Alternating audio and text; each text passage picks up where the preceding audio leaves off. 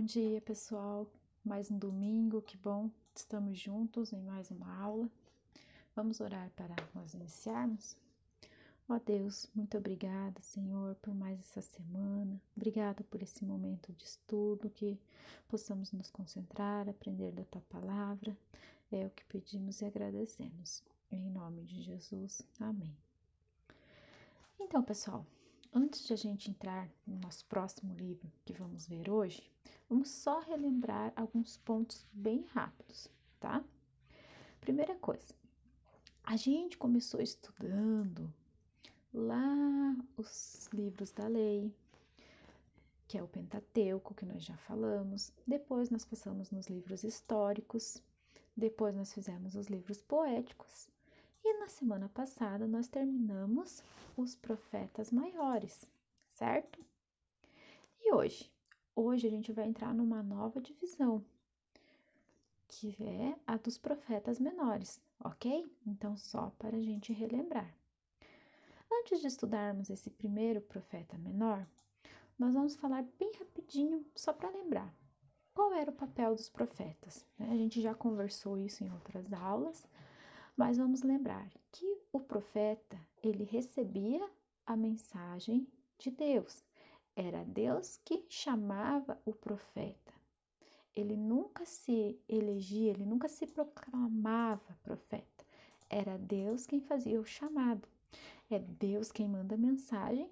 O profeta ouve a mensagem de Deus, fala a mensagem de Deus, escreve e leva a quem Deus envia o profeta, certo? É isso que a gente tem visto nos profetas maiores e que vamos ver nos profetas menores.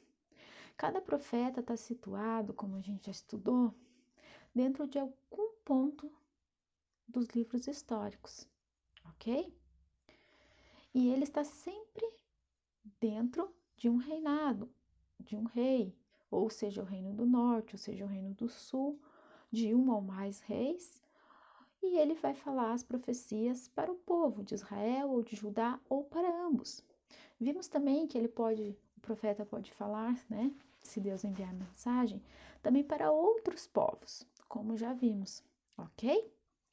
Então, dando sequência, agora nós vamos abrir a nossa Bíblia lá no livro de Oséias, que é o primeiro profeta menor que vamos ver, ok? Oséias, o nome dele quer dizer salvação ou libertação. Como se deu, então, o chamado de Oséias? Vamos lá conferir? Capítulo 1, versículo 1. Palavra do Senhor que foi dirigida a Oséias, filho de Bere, nos dias de Uzias, Jotão, Acás e Ezequias, reis de Judá, e nos dias de Jeroboão, filho de Joás, rei de Israel. Então, vocês viram aqui o que a gente acabou de falar no comecinho ali da aula. É Deus quem chama, é Deus quem levanta o profeta. E aqui fala, a palavra de Deus veio ao profeta, ok? No reinado de reis, então, Oséias acompanhou reis do reino do sul e do reino do norte. E aqui cita o nome dos reis, ok? Mas a mensagem do livro de Oséias, ela é diretamente relacionada ao reino do norte, que era Israel. Vocês lembram que estava dividido? Reino do norte e Israel. E reino do sul era Judá, Jerusalém, ok? E o reino do norte, ele aqui não ainda havia sido destruído, era antes da invasão assíria, ok? Só para lembrarmos aqui. O período histórico está lá entre 760 e 722 a.C. O que traz o livro? O que ele ensina? Ele vai falar sobre o reino dividido, ele vai apresentar Oséias e a mensagem profética, o ministério profético dele dentro do reino do norte, qual era a capital do reino do norte? Era Samaria, ok? Antes da queda, então antes da invasão, porque em 722, tudo que o profeta que Oséias falou, né, o julgamento que a gente vai estudar aqui no livro, aconteceu e Israel foi destruído, o Reino do Norte foi destruído nesse ano 722, ok? Vai tratar sobre a infidelidade do povo de Israel, a quebra da aliança com Deus, a queda moral, espiritual do povo, né? E é essa mensagem que vai suscitar o julgamento de Deus com o povo de Israel. O profeta vai trazer sempre essa mensagem de julgamento, de destruição, sempre contrapondo com o amor de Deus e a promessa de restauração, ok? Vamos ler lá no capítulo 2, o versículo 21 e 23. Naquele dia eu serei obsequioso, diz o Senhor, obsequioso aos céus e estes à terra. A terra obsequiosa ao trigo e ao vinho, e ao óleo, e esses a Jezreel.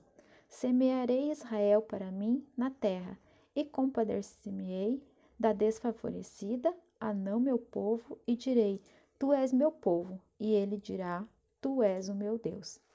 Então, aqui no capítulo 2, nesse pedacinho, o profeta está escrevendo as palavras de Deus que fala sobre exatamente essa parte, né, do amor de Deus e da restauração do povo, desde que ele venha a se arrepender do seu pecado e tornar a Deus, ok?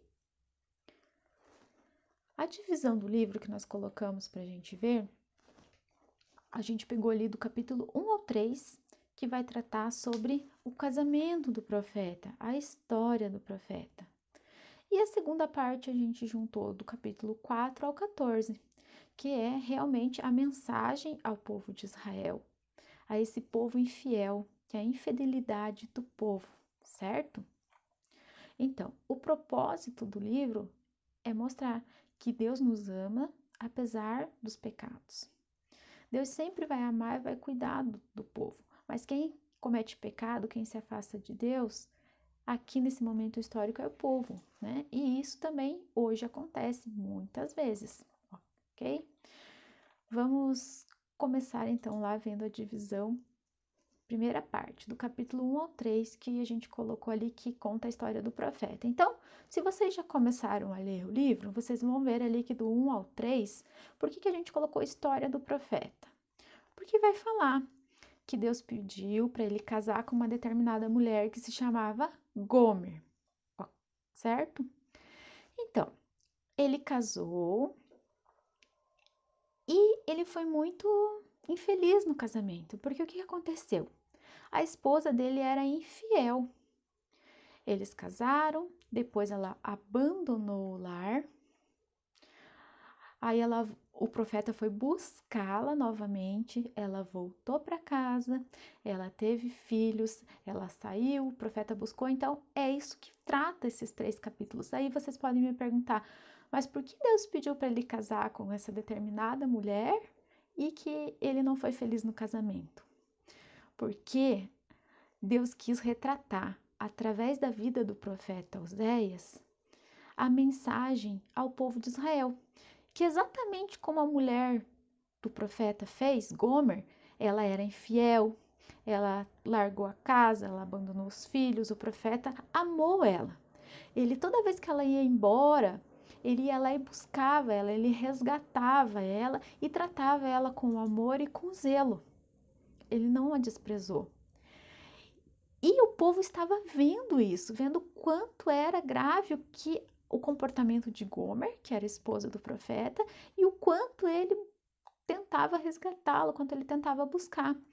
Então foi isso que Deus usou, a própria vida do profeta, para ilustrar o que o povo de Israel, que era o povo escolhido, o povo da aliança, estava fazendo com Deus. Eles tinham uma aliança.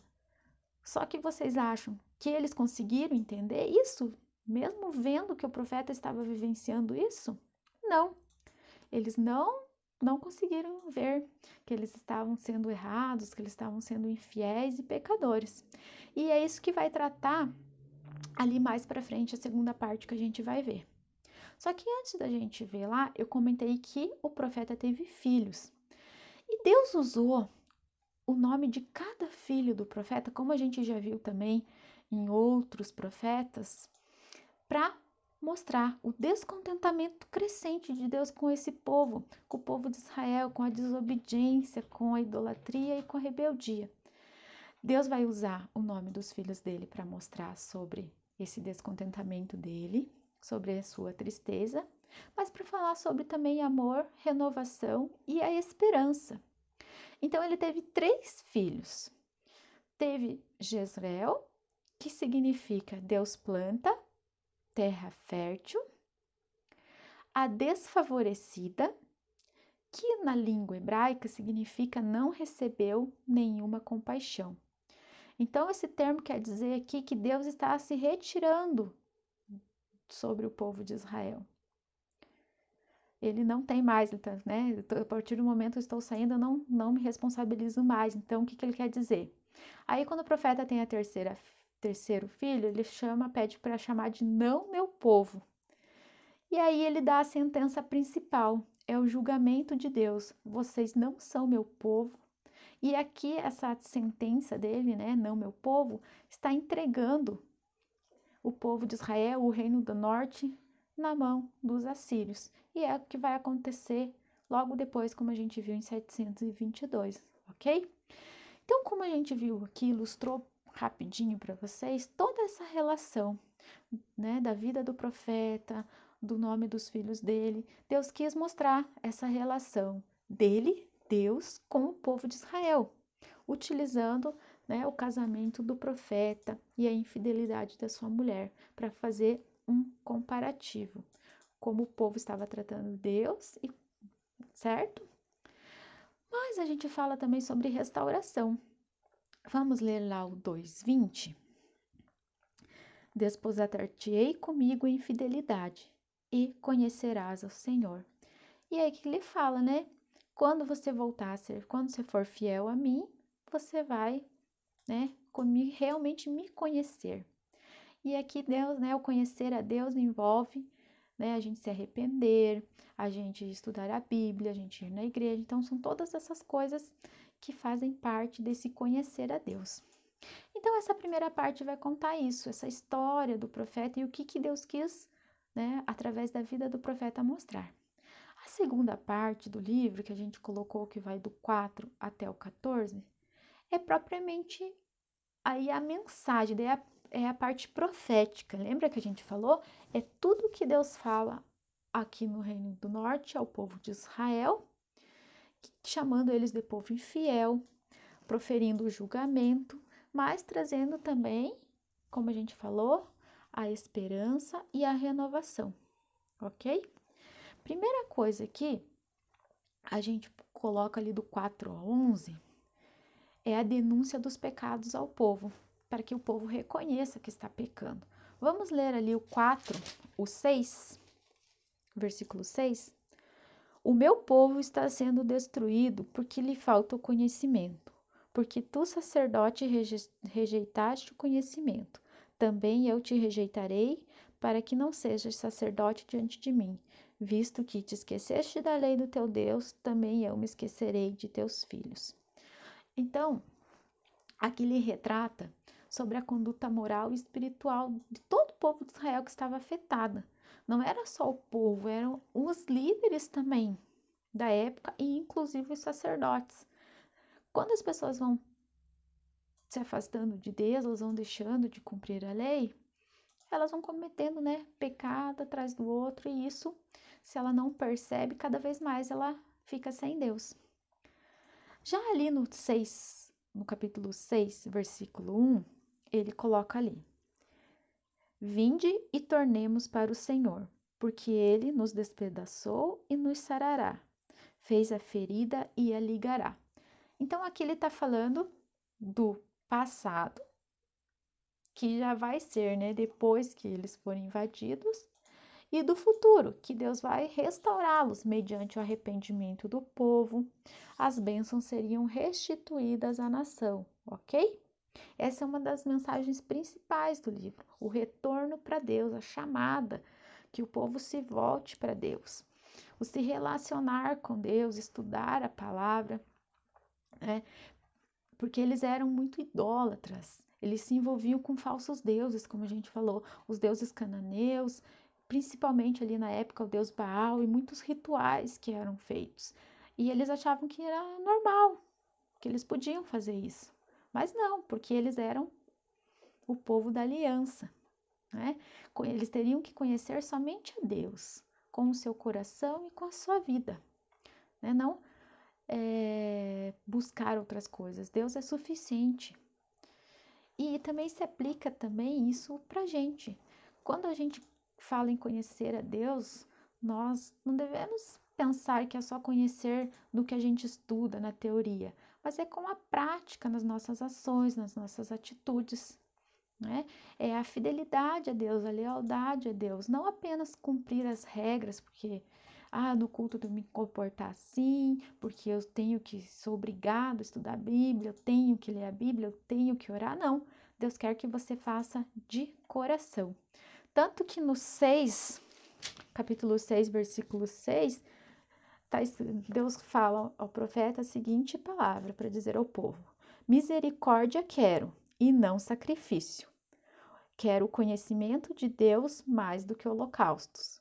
Então é bem isso que a gente acabou de falar. Não adianta sacrificar porque é um ritual mecânico, você está cumprindo uma regra. Mas ele quer que você conheça Deus, ok? Depois, ali mais para frente, ele continua falando sobre o pecado e sobre o castigo que vai ser a consequência da desobediência a Deus. Aí lá no 11:1, vamos ler lá, ele fala: quando Israel era menino, eu o amei. Do Egito chamei meu filho. Então aqui ele está mostrando quanto Deus nos amou, que Deus nos escolheu desde lá quando, né, ele libertou o povo, e aqui ele relembra, né, na memória desse povo. Eu os tirei do Egito e os libertei. E ele fala, ele traz aqui especificamente essa parte de libertação, porque também, né, essa passagem que a gente viu lá na Bíblia, lá em Êxodo, a libertação do Egito, ela vai apontar para a salvação que vem através de Cristo Jesus no Novo Testamento, ok? E ali para o fim do livro, ele vai encerrar com um apelo e nós vamos ler lá o 14:4.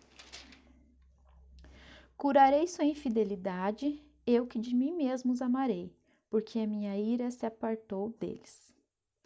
Então aqui, quando ele está se referindo, quando eles voltarem do exílio, os que ficaram, isso é muito futuro, isso é lá na frente, porque essa geração aqui, como a gente falou, o Reino do Norte foi destruído, né? Então, provavelmente só as gerações futuras que viram essa restituição, que pediram esse perdão.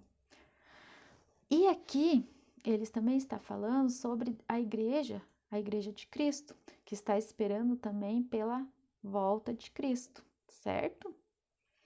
E ali o 14:9, ele vai fazer o apelo final. E aqui é importante para a gente tirar também, já encerrando algumas aplicações. Vamos ler? Quem é sábio, que entenda essas coisas. Quem é prudente, que as saiba. Porque os caminhos do Senhor são retos. Os justos andarão neles, mas os transgressores neles cairão. Então, pessoal, aqui ele está falando sobre muita coisa que a gente já viu. Vocês lembram quando a gente, né, o caminho da sabedoria ou da insensatez? Sobre o caminho do justo, do ímpio, do obedecer e do desobedecer. Então aqui a gente sabe o que a gente tem que escolher. A gente tem que escolher ser sábio, andar no caminho do justo e obedecer a Deus. Temos que ter uma vida de temor a Deus e andar sempre nos caminhos do Senhor. Se você está longe, conhece alguém que está longe da palavra, ou você mesmo está aos poucos se distanciando de Deus, isso é muito grave, como a gente viu no livro, né, de Oséias. Deus trata isso como infidelidade, e infidelidade é pecado. Deus espera que a gente tenha um relacionamento com Ele. E como a gente faz isso? com oração frequente, com o estudo da Bíblia, com a comunhão na igreja, são algumas formas de conhecer melhor a Deus. E agora a gente vai pensar essa semana, realmente a gente tem conhecido a Deus? A gente tem honrado a Deus? Então essas são as duas perguntinhas para refletirmos essa semana, ok? Até lá!